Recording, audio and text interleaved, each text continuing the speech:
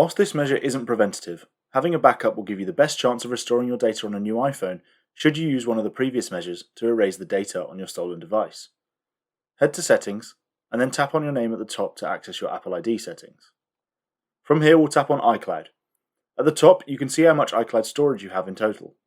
This will dictate whether you'll have enough storage space for your device to regularly back up automatically.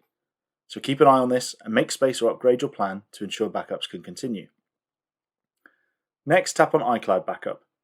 Now that we're in this menu, make sure that Backup this iPhone at the top is enabled. You can choose whether to turn on backup over mobile data or not. You should carefully consider this option and only enable it if you have a large or unlimited data allowance. Enabling Backup this iPhone means that when connected to Wi-Fi and data if you select the second option, your iPhone will automatically back up. For me, this regularly occurs at night when I plug my phone into charge. At the bottom of this menu, you can review your backups, see which apps have been backed up, and have the option to delete and turn off backup, which we would not recommend. When performing the initial setup on a new iPhone, you will be given the option to set up from a backup assigned to your Apple ID.